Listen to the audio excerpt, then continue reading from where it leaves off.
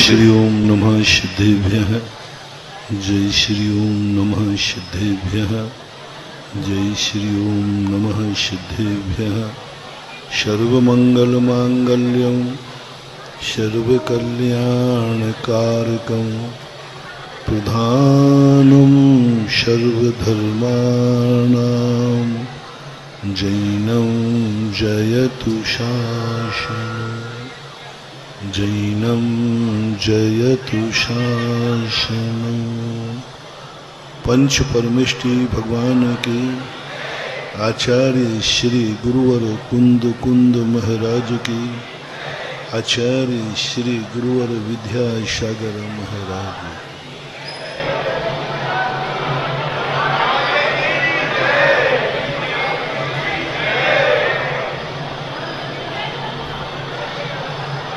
प्रसंग चल रहा है कि हम खुद की शक्तियों को पहचानें, स्वाधीनता की तरफ बढ़ें और आजादी से जिएं। इसके तरीके हमें खुद को, अपने मानस का, अपने चिंतन का, अपने ज्ञान को तत्व दृष्टि से ओत-पोत करना पड़ेगा। वह शक्ति जो हमारे पास विद्यमान है, फिर भी हम उस शक्ति के लिए, पाने के लिए दूसरे के अधीन हो जाते हैं। क्यों? हमारे अंदर ऐसा संस्कार पड़ गया है, अपना माल बचाओ, दूसरे का खाओ। अपना माल बचाओ, दूसरे का खाओ। ये प्रवृत्ति उद्दंड पशुओं में होती है। पशु दो प्रकार के होते हैं। एक पशु वह है, उसको जो अपने हिस्से में मिलता है उसी को खाकर के जिंदगी चलाता है। दूसरा पशु वह है जो उसे मिलता है उसको तो पैरों से रौंद लेता है और दूसरे बैल के सामने पड़ी हुई घास को खाता है, उसको सींग मार करके। एक आनंद आता है। अपनी घास खाने में आनंद नहीं आ रहा है, दूसरे की छीन कर खाने में आनंद आता है। अपनी वस्तु में उतना आनंद नहीं आता जितनी पराई वस्तु में आनंद आता है। एक सबसे बड़ा इस दुनिया का वीक पॉइंट है। घास तो तेरे सामने भी पड़ी है, लेकिन उस घास को खाने की रुचि नहीं है। दूसरे की जो घास है उसको खाने का भाव करता है। और ये आप लोग अपने अपनी मन स्थिति को देखना। आप अक्सर कर अपनी जिंदगी में एक हर समय आपको दूसरे की वस्तु अच्छी लगती है। स्वयं के पास है धन, तुम्हारे पास है, लेकिन दूसरे का धन अच्छा लगता है। स्वयं के पास मकान है, दूसरे का मकान अच्छा लगता है। ये परिणाम जब तुम्हारे अंदर आ रहा हो, अपनी वस्तु है उसमें तो हमारी रुचि नहीं है, उसके लिए तो हमारी कोई भी मतलब नहीं है। और दूसरों की वस्तु पर यदि हमारी नियत जा रही है, समझ लेना तुम्हारी जिंदगी में बहुत बड़ा खतरा आने वाला है। लेकिन सभी लोग अपना एक मोटिवेशन ले लें। प्रवचनों में कुछ सूत्र बनाया करो, प्रवचनों में कुछ मंत्र बनाया करो, प्रवचनों से कुछ नीति बनाया करो। मैंने तुम्हें एक सूत्र दिया, जो वस्तु तुम्हारे पास है उसकी तो तुम उपेक्षा कर रहे हो और दूसरे की वस्तु पर तुम्हारा मन मचल रहा है। नीचे 2 लाइनें खींचकर आंसर लिखो। रिपीट करता हूं, तुम्हारे पास जो वस्तु है और वही वस्तु दूसरे के पास है, उस पर तुम्हारा मन मचल रहा है, तुम्हारी नीयत बिगड़ रही है, तो आंसर लिखो, तुम्हारी ऐसी दशा होने वाली है, कल तुम अपनी घास खाने लायक भी नहीं रहोगे, अपनी वस्तु के भोक्ता भी नहीं बन पाओगे। जब ऐसा बैल होता है, पहली बात तो तुम तुरंत समझना हम मनुष्य के भेष में पशु हैं। दूसरा, पशुओं को किसान क्या करता है, फिर ऐसे बैल को नाक में नथ डालता है और इतना टाइट उसको कस देता है कि वो स्वयं की भी घास नहीं खा पाता, स्वयं की भी घास नहीं खा पाता, ऐसा बांध देता है। ये कोई साधारण उदाहरण नहीं है, ये तुम्हारी जिंदगी का एक बहुत बड़ा मोटिवेशन है कि जब जब आपको हो तुरंत मेरा ये सूत्र काम करना, इस मंत्र को याद करना।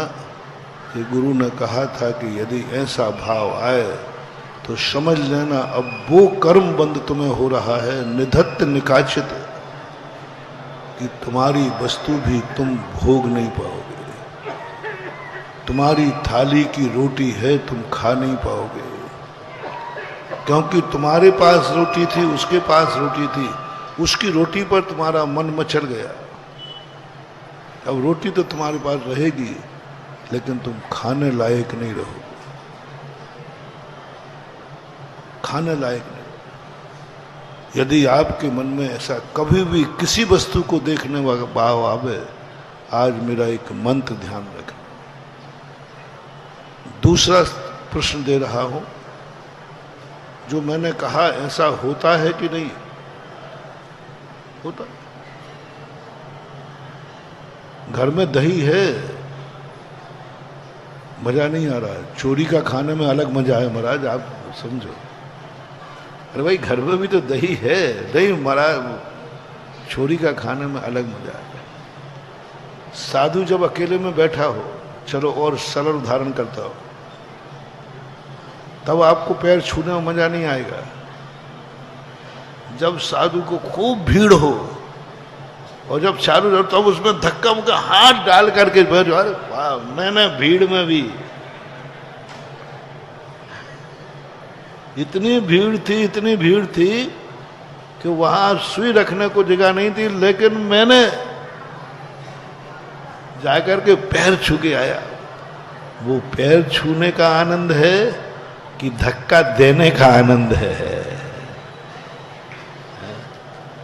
पैर छूने का आनंद नहीं है, वो अहम की इतनी भीड़ में भी मैंने पैर छू लिए, वो जो अहम की पुष्टि हुई, तुमने समझा मैंने पैर छू लिए, पैर नहीं छुए, तुमने अहम को छू लिया। जब साधु सामान्य बैठा है उस समय इतनी ललक नहीं होगी, भीड़ में देख लो, ऐसा होता है, देखा गया। इस नियत को बदलो। आज से जो वस्तु मुझे सहजता में प्राप्त होती है उसे हम दुर्गम नहीं बनाएंगे, और जो वस्तु मेरे पास है, मेरा पुण्य है, मेरे पास है, मुझे दूसरे की वस्तु से मतलब ही नहीं। लेना एक ना देना दो, क्या लेना है? पराई वस्तु माटी के समान है, क्योंकि मेरे पास है। यदि तुम्हारे मन में ये भाव आ गया तो लीजिए, वरदान भी लीजिए। फिर से रिपीट करता हूं, जो वस्तु तुम्हारे पास है और सबके पास है, और तुम्हारा मन उस वस्तु की तरफ गया, तुरंत समझा दो, नहीं, मन दूसरे की तरफ क्यों देख रहा है? क्या तेरे पास नहीं है? बोले है। बस जो चीज मेरे पास है उस चीज की हम दूसरे पर नियत खराब नहीं करेंगे। जाओ, ऐसा वरदान मिलेगा, ऐसा वरदान मिलेगा, जन्म जन्म तक तुम कभी उस वस्तु से रहित नहीं होगे। तुम्हारे पास मकान है, दूसरे के मकान पर नियत खराब क्यों करते? क्यों करते? यदि ये तुमने कर लिया,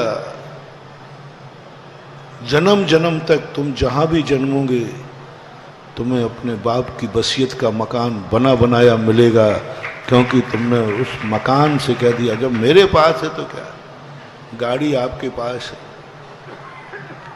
दूसरे की गाड़ी पर नियत खराब मत करो। एक दिन तुम्हारे लिए विमान तुम्हारे सामने होगा। तुम्हारे पास बेटा है, बिटिया है, तुम दूसरे के बेटा बिटियों को देखकर मन मत बिगाड़ो। तुम्हारे पास खुद है, दूसरे के बेटा बिटियों को नजर मत लगाओ। तुम्हारा खुद का बेटा है और ये मन को तुमने समझा दिया, जाओ एक दिन तुम ऐसे बेटा पाओगे कि मुनियों के बाप बनोगे, तीर्थंकर जैसे बेटा तुम्हारी गोदी में होंगे, तीर्थंकर जैसे बेटे को खिलाओगी तुम। मेरे पास बेटा है, मुझे दुनिया से कहना। जब एक घटना है कि एक बार कन्हैया जमुना में, उनकी गेंद जमुना में चली गई, कन्हैया कूद गए। कूदने के बाद नीचे कोई शेष नाग रहता था, जैन दर्शन के अनुसार कोई देव था, उससे उनका युद्ध हुआ नदी के अंदर। लोगों ने दौड़कर कहा यशोदा मैया से, मैया कन्हैया नदी में कूद गए और अभी तक लौट के नहीं आए। मां घबरा गई। यशोदा जमुना किनारे पहुंचती है और रोने लगी। सारी महिलाएं आके कहती हैं मां रो मत, कन्हैया तो चला ही गया इतनी देर में। क्योंकि पानी में जाने के बाद व्यक्ति मात्र ओनली 7 मिनट्स जीवित रहता है। 7 मिनट से ज्यादा कोई व्यक्ति पानी में जिंदा नहीं रह सकता। मनुष्य की बात कर रहा हूं, मछलियों की नहीं। यदि कोई डूबा है तो 7 मिनट तक जिंदा रहेगा, 7 मिनट के बाद जिंदा रहने की शक्ति नहीं। ये वैज्ञानिकों की खोज है। 7 मिनट हो गए, 15 मिनट हो गए, 20 मिनट, आध घंटे हो गया, अब कन्हैया लौटने वाला नहीं।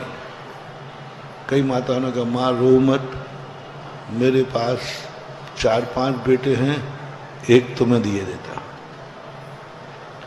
मेरा बेटे ले लो, मां रो मत। क्योंकि मां यशोदा सबको प्यारी थी। यशोदा क्या कहती है, तुम्हारा छोकरा लेके क्या करूंगा, लाखों का मोल अकेलो कन्हैया। तुम्हारे लाखों बच्चे रख दो एक तरफ और मेरा कन्हैया एक तरफ। क्या तुम्हारे बच्चे की उपमा देकर मैं संतोष करूंगा? कहां तुम्हारा बालक, कहां मेरा कन्हैया। और यही जैन दर्शन में कहा है, यदि कोई माँ के तीर्थंकर की मरु देवी को, कोई तीर्थंकर के बदले में ललितपुर की सारी माताएं अपना अपना एक एक छोकरा मरु देवी को देवे। माँ घबराओ मत, रो मत। यही तो क्या सौधर्मेंद्र कहता है इंद्राणी से, होश में उठाना बालक को। यदि बालक उठ के चला गया तो ये मां जिंदा नहीं रहेगी, मर जाएगी, अटैक हो जाएगा। इसलिए माया भी निद्रा में सुला देती है। कहां लगते हैं तीर्थंकर के सामने? सारी जनता कहे कि हमारे बेटे ले लो, तीर्थंकर की मां कहेगी स्त्रीणाम शतानि शतसो जनयन्ति पुत्रान् नान्या सुतम तदुपमम जननी प्रसूता शर्वा दशो ददति भान प्राचेव दिग्जनित ईश्वर। अरे तारे सूर्य के बदले सारे तारागण दे दो। सूर्य के बदले जिस दिन सूर्य चंद्रमा न निकले सारे तारागण तुम्हारे पास आ जाए।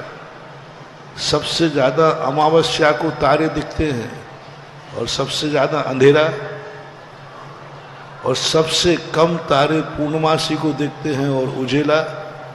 एकः चंद्रः तमोहंति। असंख्यातों तारागणों की अपेक्षा एक चंद्रमा श्रेष्ठ है, एक सूर्य श्रेष्ठ। इनके एक बालक, इसलिए कभी तुम्हें अपने बालक पर ये है माय नहीं, मेरा बालक है, मैं किसी बालक से क्यों। समझ लेना वो बालक आपके लिए बहुत बड़ा वरदान सिद्ध हो। आपका ग्रस्त हैं आप लोगों की शादियां हो गई, शायद इसमें कुंवारा एक भी नहीं बैठा होगा। हाँ बैठा।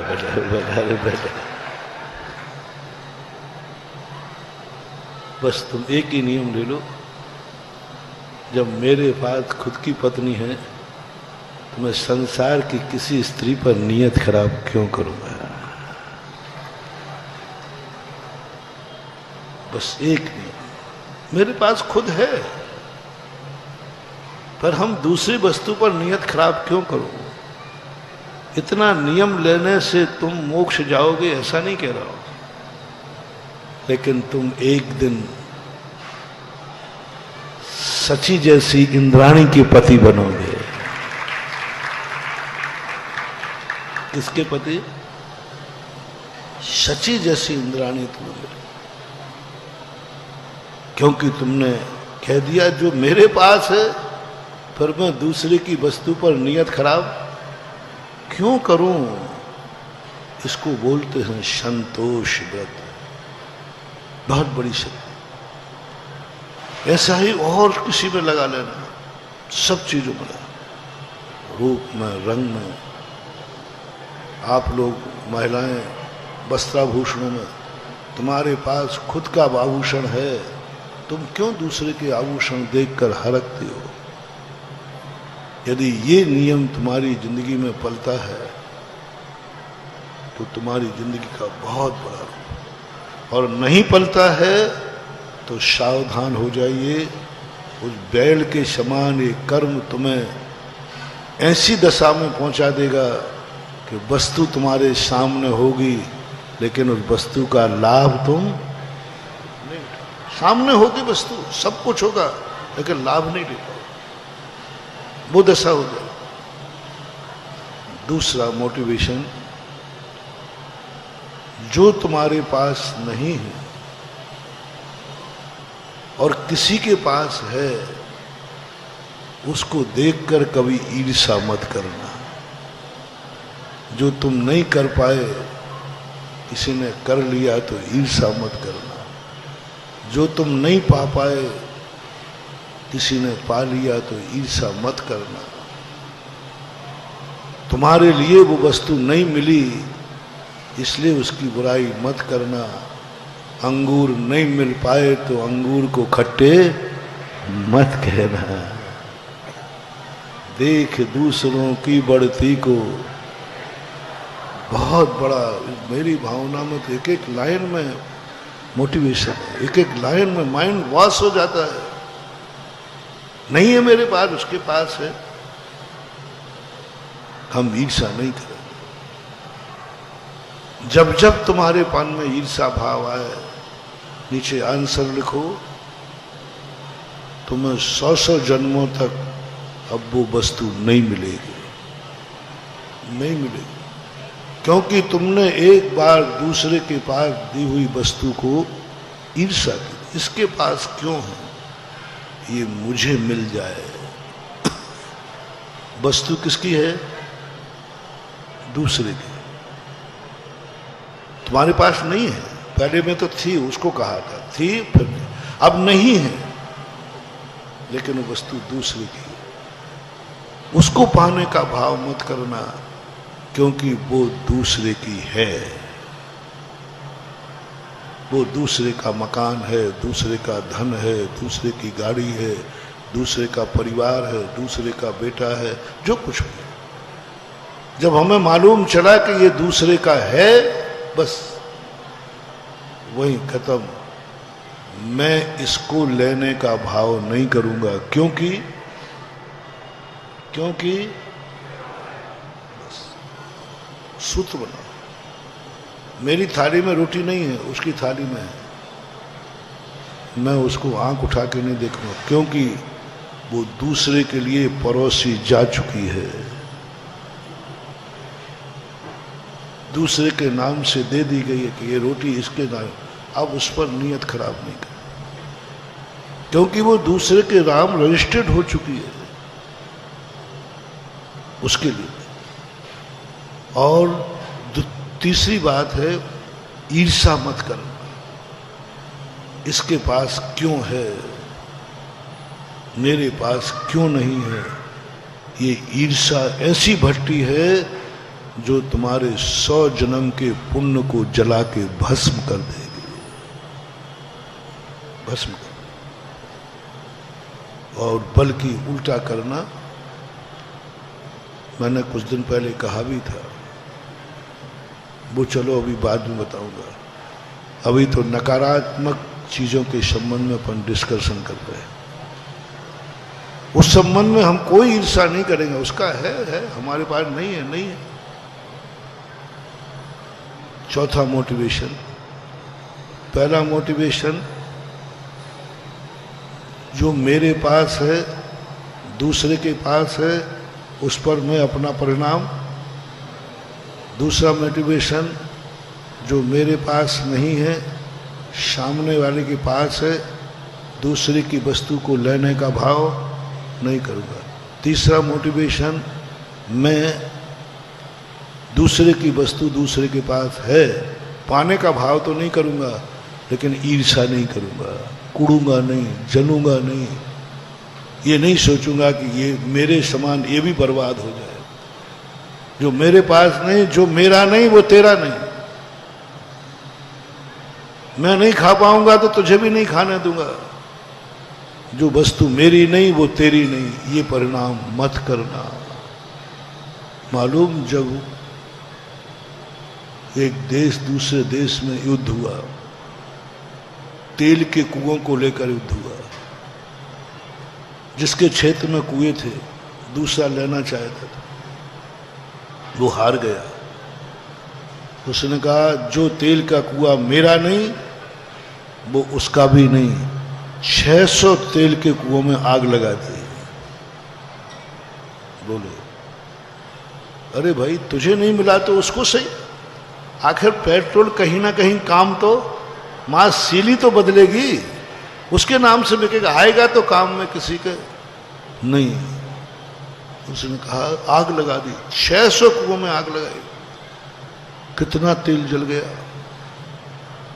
बहुत बड़ा पाप। कोई वस्तु मुझे नहीं मिली तो नहीं मिली, ये परिणाम नहीं करना। मुझे नहीं तो तुझे नहीं, मेरा सम्मान नहीं हुआ तो तेरा भी नहीं होगा। मुझे रोटी नहीं मिली तो तुझे भी नहीं खाने दूंगा। मुझे नींद नहीं आई तो तुझे भी नींद नहीं दो। मैं रोऊंगा तो तुझे भी रुला दूंगा। ये परिणाम मत करना महानुभाव, ये बहुत नकारात्मक परिणाम है। जन्म जन्म की साधना और पुण्य को भस्म कर देता है। क्योंकि हमने कहा, मुझे नहीं तो तुझे नहीं, कोई बात नहीं, मुझे नहीं तो कोई बात नहीं, नहीं मिला मेरे लिए। ये चौथा मोटिवेशन, अपनी जिंदगी में नकारात्मक रूप से लेना, नकारात्मक रूप से। पांचवा मोटिवेशन, जिंदगी के उन चीजों से बचा रहा हूं। अभी कुछ दिला नहीं रहा हूं, इतने दिन से मैं बचा ही रहा हूं। मांगना नहीं, छीनना नहीं, चोरी करना नहीं। अभी नई नई पे प्रवचन चल रहे हैं, ये नहीं करना, ये नहीं करना। पांचवा मोटिवेशन, माइंड को वॉश करो, जो मेरे पास है उसको कभी कोसेंगे नहीं। जो भी तुम्हारे पास, कोसना नहीं। यदि तुमने कोस दिया तो सावधान, जो है वो भी गायब करेंगे। सपोज कीजिए, मैं उदाहरण दिया करता हूं, दिवाली का दिन है, आपके पास बाजरे की सूखी रोटी है, बहुत बड़ी बात कह रहा हूं। इन 4 मोटिवेशन में तो बहुत परसेंटेज आएगा। बहुत सारे लोग हमारे ललितपुर में होंगे, दुनिया में होंगे, हमारे भक्तों में होंगे, जो वस्तु अपने पास है दूसरे की वस्तु पर नियत नहीं बिगाड़ते। 50% लोग होंगे, 60% भी हो सकते हैं। बहुत सारे लोग ऐसे हैं जो कभी दूसरे की वस्तु को छीनते नहीं, ईर्ष्या करते नहीं, संतोष रहते। लेकिन जो 5वां मोटिवेशन दे रहा हूं, इसमें बहुत डर है कहीं 90% न पहुंच जाए, और डर रहा हूं कहीं 99 पे न पहुंच जाए। अभी इन 4 मोटिवेशन में हमें मालूम है कि तुम लोग बहुत कम 66% तक ही जाएंगे। 33% ये 4 मोटिवेशन को जीवन में पालन करते, नियम पूर्वक पालन करते, न दूसरों से ईर्ष्या करते हैं, न दूसरों की वस्तु चाहते हैं, कुछ नहीं, बहुत शांत रहते। इसमें 66% तक नकारात्मक, 33% तो निकल ही आएंगे। लेकिन 5वां मोटिवेशन से बहुत डर लग रहा है। 90 नहीं, 99% व्यक्ति तुम पकड़ में आ जाओगे। जो तुम्हारे पास है, सपोज कीजिए दिवाली को आपके पास सूखी रोटी है बाजरे की, घी नहीं है, सब्जी नहीं है, और दिन कौन सा है? अब बोलो, उस रोटी को खाते समय क्या भाव करोगे? ये कोई भोजन है? ये कोई भोजन है? ये कोई जिंदगी है? महाराज देखो, ये भोजन है, आपका भक्त है, कहो मेरे पास ही लेके आ जाओ रोटी। महाराज सुनो सुनो, आपके भक्त हूं, आपका मालूम है मैं ललितपुर का हूं, ललितपुर का आपका भगत हूं, आपका भगत, थोड़ा और जोर से बोल। और आज दिवाली है महाराज, दिवाली, ये कोई भोजन है क्या? भगवान के पास पहुंच जाओगे, सारे दुनिया के पास कहोगे, स्वयं आंख से 2 आंसू टपका दोगे, ये कोई भोजन है क्या? महानुभाव, कितने % लोग इस गिरफ्त में आ जाएंगे?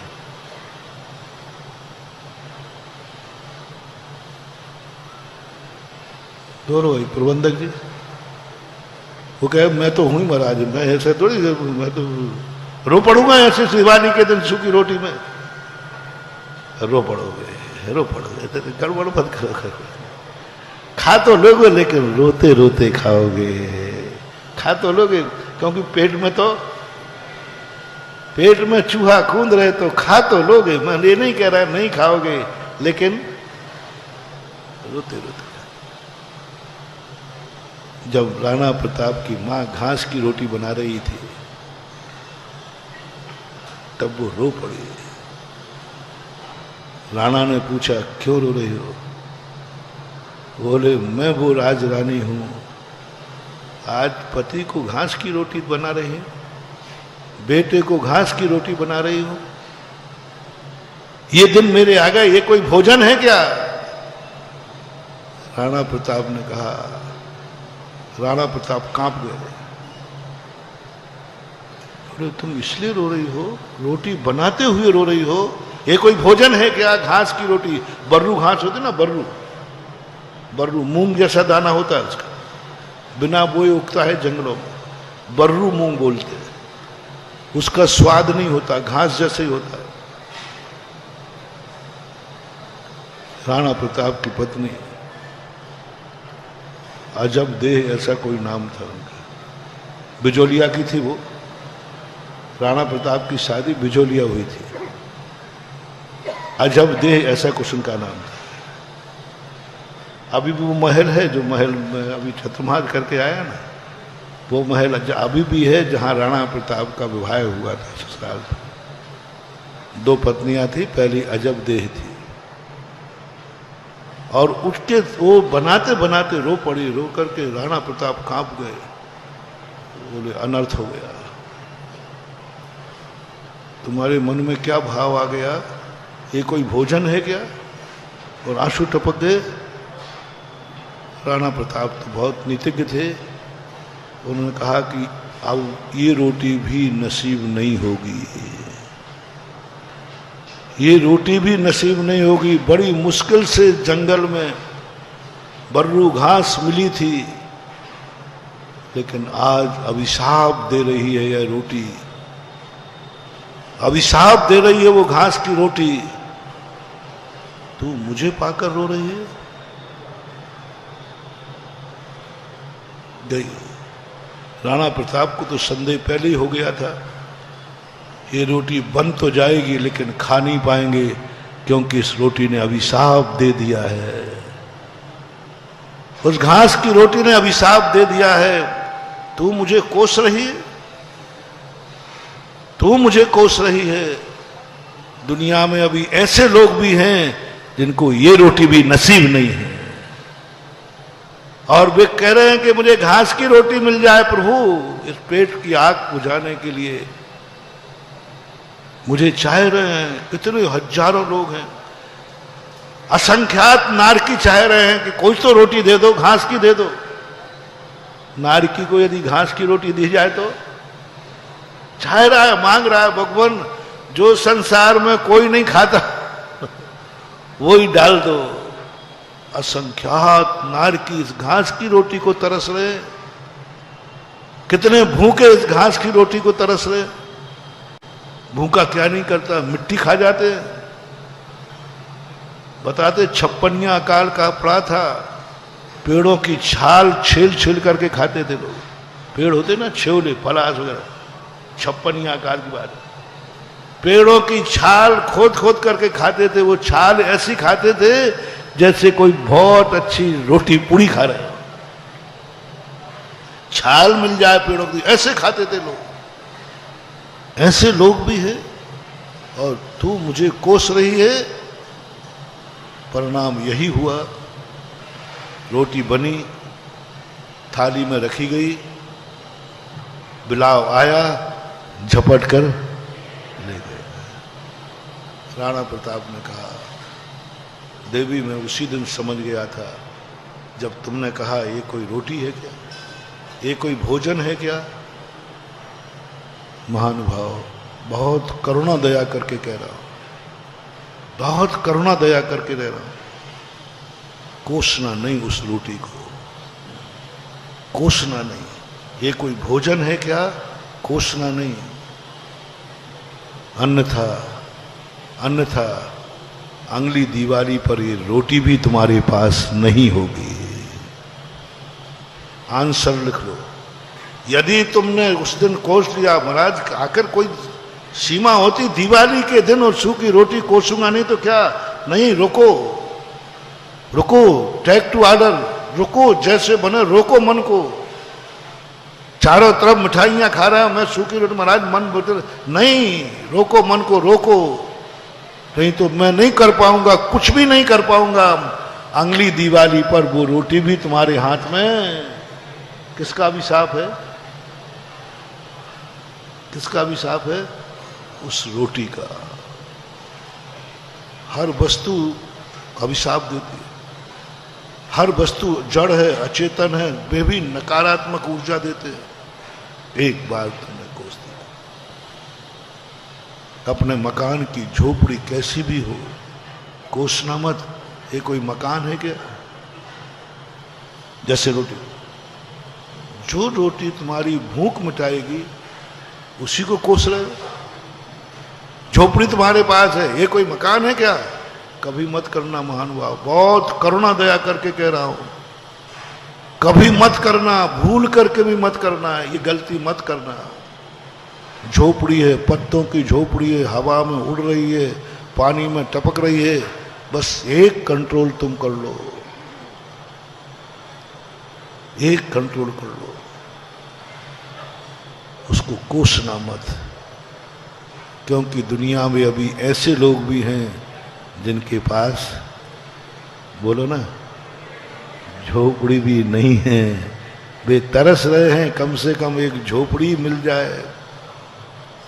तुम्हारा कम से कम उस परमात्मा के दरबार में, इस सृष्टि के कर्म के दरबार में तुम्हारे लिए तो कुछ लिस्ट में नाम तो था, कुछ नहीं दिया, लेकिन झोपड़ी, यानी तुम लिस्ट में हो, कोसना मत, अन्यथा 6 महीने के अंदर अंदर ऐसी मुसीबत आएगी कि झोपड़ी भी खत्म हो जाएगी, तुम खुले आकाश में फुटपाथ पर दिखाओगे। तुम्हारे पास एक छोटी साइकिल हो, पुरानी सी, बाजू से बहुत कारें निकल रही हैं, फटफटियां निकल रही हैं, मर्सिडीज निकल रही है, कोसना मत। ये कोई सवारी है क्या? कोसना मत महानुभाव, वो साइकिल तुम्हें अभिशाप देगी। रे दुष्ट, मैं तुझे अपनी छाती पर बैठाल करके ले जा रही हूं, फिर भी तुझे मुझे ही कोस रहा है, मैं ही तेरा रास्ता पार कराऊं, मुझे ही कोस रहा है। नहीं, गलती मत करना, गलती मत करना, साइकिल भी गायब हो जाएगी, नसीब नहीं होगी। अपने व्यापार को, अपने धन को कभी कोसना नहीं, अपनी किस्मत को कभी कोसना मत। मान लीजिए तुम्हारी किस्मत में ये लिखा है धन, दुकान थोड़ी सी चली, ये कोई धन है क्या? कोसना मत। आप अपने बच्चों को कोसना मत, अपने परिवार को कोसना मत। ये कोई परिवार है क्या? ये कोई भाई है क्या? ये कोई पत्नी है क्या? ये कोई रिश्तेदार है क्या? कोसना। जो कुछ भी तुम्हारे पास है, मैं कुछ भी नहीं कह रहा हूं, एक दाना भी है तुम्हारे पास तो कोसना मत इसको। 5वां मोटिवेशन दे रहा हूं। और मुझे बहुत डर है, इस मामले में लोग 99% लोग हैं जिनको कितना भी कुछ मिल जाए उनको कभी संतोष होता ही नहीं, संतोष होता ही नहीं उनको। क्या अभी तो क्या, एक भिखारी था, भिखारी नहीं कह करके भिखारी मान, वो भगवान की भक्ति करता था। भगवान, भीख मांगते मांगते जिंदगी निकल गई, कम से कम इतना पुण्य तो दे दे कि कुछ मजदूरी करके खा सको। देवता खुश हो गया। क्या चाहते? बोले मजदूरी मिल जाए। भीख मांगते मांगते मन शर्म से लज्जित हो जाता है, खून पसीने की खाना चाहता हूं। देवता ने कहा तो अच्छी बात, तथास्तु। दूसरे दिन से उसको मजदूरी मिल गई। अब देवता ने सोचा कि अब मैं जाता हूं, इसके बाद ये मेरा आभार मानेगा कि देवता जी आपका बहुत बहुत आभार, कम से कम। बोले भैया अब तो ठीक है। बोले क्या खाक ठीक है? बोले मजदूरी तो मिल गई, लेकिन मिली कहाँ पर? मजदूरी करने के लिए 2-3 किलोमीटर जाओ आओ, चलते चलते वहाँ पहुँचते पहुँचते थक जाता हूँ, और फिर मजदूरी करो और फिर वहाँ से यहाँ तक आओ। आपने दिया ही था तो थोड़ा आप अपनी इज्जत के अनुसार तो देते। देवता ने कहा ये तो उल्टा बोल रहा है, आभार तो मान नहीं रहा, और ये कह रहा है थोड़ा आप अपनी इज्जत के अनुसार देते। क्या चाहता है? बोले साहब मजदूरी मिली, एक कम से कम साइकिल तो हो जाए, कम से कम रास्ते में नहीं थकूंगा, लौटते समय नहीं थकूंगा। देवता ने कहा ललितपुर के लोग कितनी छोटी सी मांग करते हैं। उन्होंने कहा साइकिल ही तो मांगी है, कौन सी, एटलस की, पुरानी है, मिल गई। अब उसने कहा कि ठीक भाई, अब तो ठीक है कि नहीं। कुछ दिन बाद देवता बोले क्या खाक ठीक है, घाटी पर जैसे उतर के चलो, इसको और ढकाओ, और बीच में चैन उतर जाए तो ये कोई चीज है क्या? घाटी आती है, उतरना पड़ता है, इसको और ले जाना पड़ता है।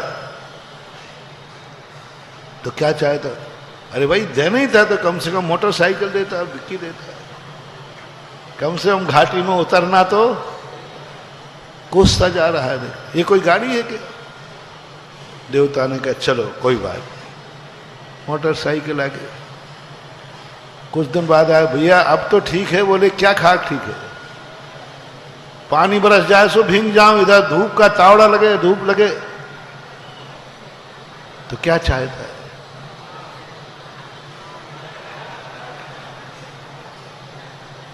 कार मिल जाए तो मिल जाए। देवता ने कहा कोई बात नहीं, ये ले पकड़ कार। कार पकड़ने के बाद बोले बेटा अब तो ठीक है। बोले क्या खाक ठीक है, सारी दुनिया को मालूम है कि आते मेरे ऊपर देवता की मेहरबानी है, सबको मालूम चल गया कि इसके हर दिन कोई बता, कल साइकिल थी, आज मोटरसाइकिल आ गई, आज कार आ गई, तो सब कह रहे हैं कि ये तो सब अभिनंदन नाथ भगवान का चमत्कार है। सब कह रहे हैं कि ये तो गुरु भक्ति का चमत्कार है, ये तो सो गॉड गिफ्ट है इसको तो। अब बोलो आप, आज दुनिया चंद्रमा पर प्लाट काट रही है, आकाश में घूम रही है, और आपका भक्त अभी जमीन पे ही चल रहा है। इसका अर्थ क्या चाहता भाई? देवता ने कहा मैंने तुझे पहला आशीर्वाद देके ही गलती की, भिखारी भव।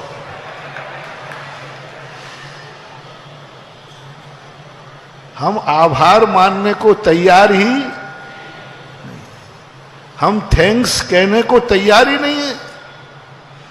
हम अपनी जिंदगी में कितना ही कुछ मिल जाए, हमेशा एक ही बात, दाम बिना निर्धन दुखी, तृष्णा वश धनवान। ये बहुत निकृष्ट प्रकार का परिणाम है, बहुत निकृष्ट प्रकार। हम कभी थैंक्स कहते ही नहीं अपनी जिंदगी को। देवता ने कहा पुनः भिखारी भव, तू जहां था वहीं ठीक है। महाराज जी मैं सीए की 5 बार परीक्षा दे चुका, मैं फलाना इंटर फेल हो जाता हूं, पास होऊंगा कि नहीं हूं तो पहले बता दो कि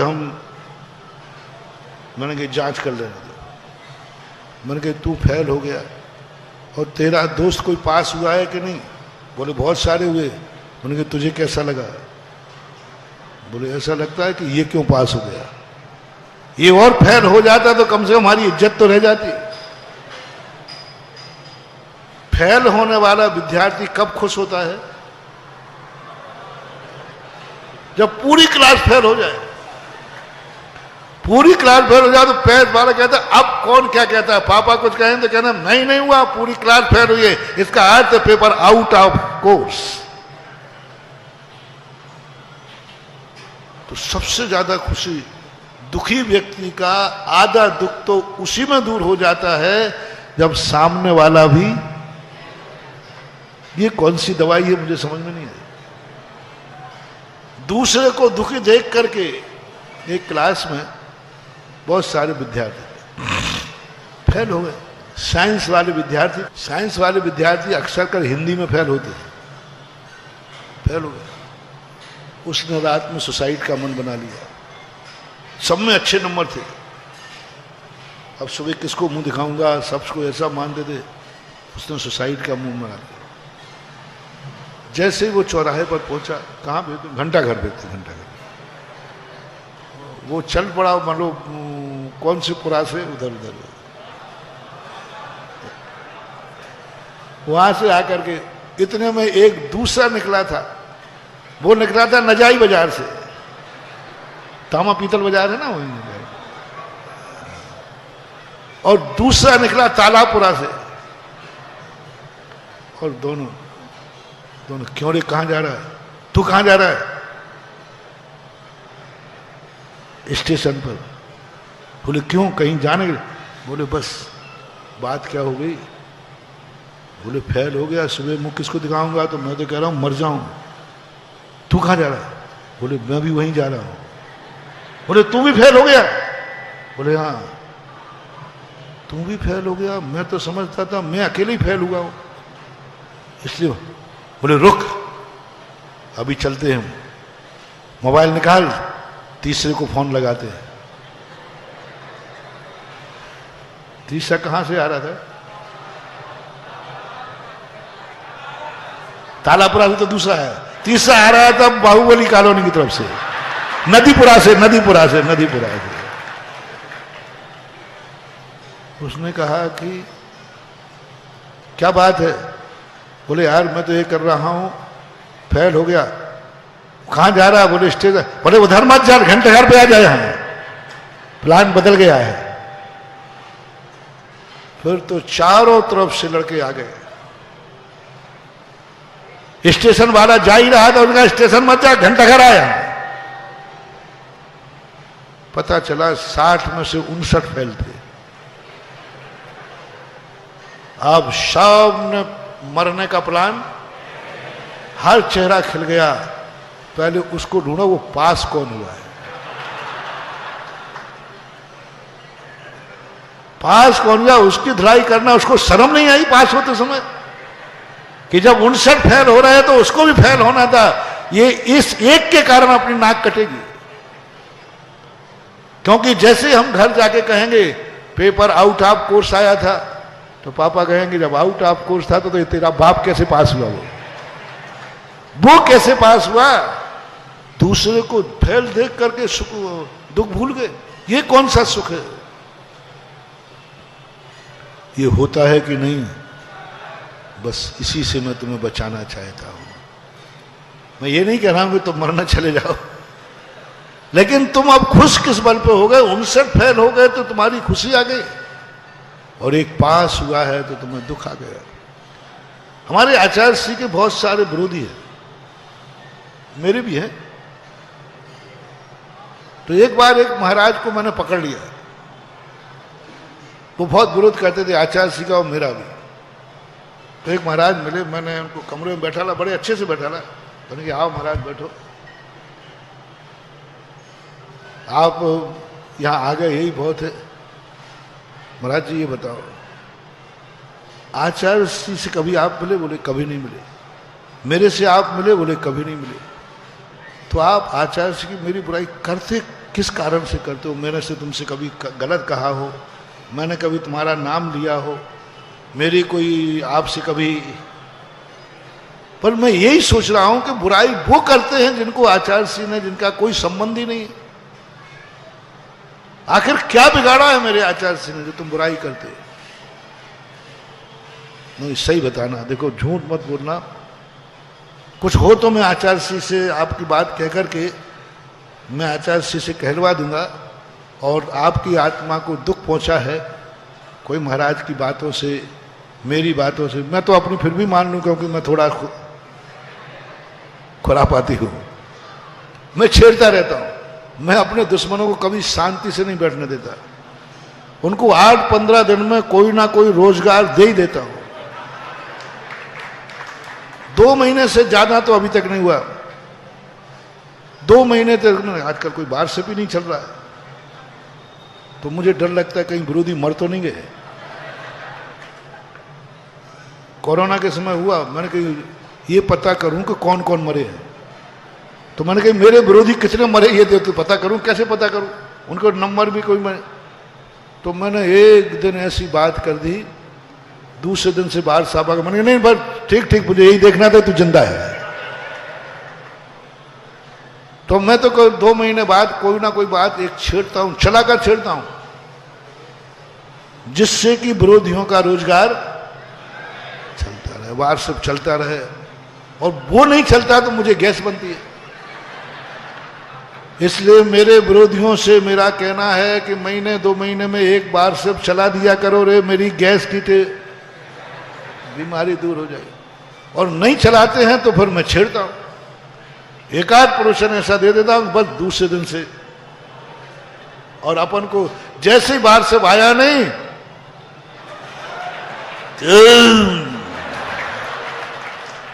गैस निकलने के बाद बताते भोजन फिर। पर मेरे गुरुजी तो एक अलग है, मतलब उन्होंने क्या बिगाड़ा ये बताओ। वे तो बोलते भी नहीं, कुछ भी नहीं। बोले महाराज जी आप पूछो मत, हम सब मुनियों का विरोधी हैं, तुम्हारे गुरु महाराज दुश्मन है कट्टर। उन्हें कैसे, वही तो पूछ रहा हूं। वे कूलर लेवे नहीं, पंखा लेवे नहीं, कुछ लेते नहीं। और हम लोग लेते हैं तो हम लोग बहाना बनाते थे, भैया सुनो पंचम काल है, हीन संगनन है, सहन शक्ति नहीं है, इसलिए हम लोग ये चीजें ले लेते हैं। तो लोग मान जाते थे। लेकिन अब लोग कहने लगे, जिस गांव में आचार्य जी चले जाएं उस गांव में लोग कहते हैं आचार्य जी भी तो पंचम काल के हैं, वे भी तो बहुत सुकुमार हैं। जब वे इनके बिना रह सकते हैं तो तुम क्यों नहीं? तो हमारी जो बेइज्जती हुई वो आचार्य जी के कारण हुई है। इसलिए आचार्य जी का विरोध खत्म हो जाएगा यदि आचार्य जी कूलर पंखे एसी लेना शुरू कर दें तो हमारे सब टी पार्टी। आचार्य जी का एक ही दोष है कि जब सारे मुनि फेल हो रहे हैं तो उनको पास होने की क्या पड़ी है? उनको पास क्यों हो रहा है? वो इतनी अच्छी चर्या क्यों पाल रहे हैं? हम बिना हीटर के सर्दी में नहीं रह रहे, वो बिना चटाई के कमरे में रह रहे। हमारी नाक नहीं कटेगी तो क्या होगा? हमें कौन पूछेगा? और आपकी सुनाओ? मैंने कहा हमारी और सुना दे। बोले जहां हम पहले वहीं चतुर्मास करके आए, जितना पैसा चाहे जो चाहे मिलता था, तुम्हारे चतुर्मास के बाद वहां कोई हमें 1 रुपया देने वाला नहीं, बल्कि और हमारे जो थे वो भी चुरा लेते। और पूछा तो बोले हमें सुधा सागर ने साधुओं का डाकू बनाया है। अरे मैंने की पता चला। बोलो भाई कैसा रहा विरोध? एक ही विरोध है कि तुम सफल क्यों हो रहे हो। एक ही लोगों से परेशान है कि ये सफल, जहां देखो वहीं सफल हो जाते। थोड़ा सा कुछ काम हुआ, दूसरे साधु आते हैं लाख रुपया इकट्ठा करने में, और यहां कितने होगा होंगे? अब दूसरे साधु जलेंगे नहीं तो क्या होगा? आचार्य जी की सफलता, आचार्य जी की साधना, पंचम काल में भी साधु पास हो सकता है, पंचम काल में भी साधु चर्या का पालन कर सकता है। बस यह उन्होंने करके दिखा दिया। इसलिए ये शीतलाचार्य जो भ्रष्ट साधु हैं, ये कहते वो पास क्यों हुआ? ये 59 साल विद्यार्थी मिलकर किसको खोज रहे हैं? वो पास। और बहिष्कार किसका किया? 59 की। इस पंचम काल में फेल होने वाली टी पार्टी मनाएंगे और पास होने वाले का, लेकिन कौन बहिष्कार करेंगे? फेल होने।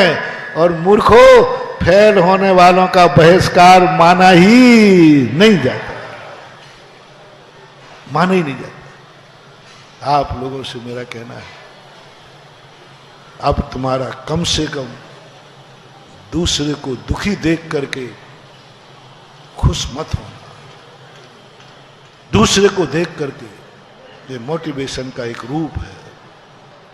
अब तुम्हें निर्णय करना है गरीब की गरीबी दूर होगी कि नहीं। समय हो रहा है, थर्मामीटर है। अमीर आदमी को देख के कैसा लग रहा है? बुरा लग रहा है? जाओ, तुम्हारी गरीबी दूर नहीं होगी। तुम्हारी दुकान नहीं चल रही, पड़ोसी की चल रही, कैसे लग रहा है? बोले मन लग रहा है किसी दुकान में आग लगा दूं। जाओ, तुम्हारा दिवालिया होना निश्चित है। क्योंकि सामने वाले को जो तुम चाहते हो और वो सामने वाले के पास है, तो तुम्हें तकलीफ होती है, दुख होता है। ये चीजें आज समय आपका हो गया। अभी आज भी हमने उन नकारात्मक चीजों से बचाया जिसके कारण से तुम सब कुछ करते हुए भी सफल नहीं हो रहे हो। महावीर भगवान की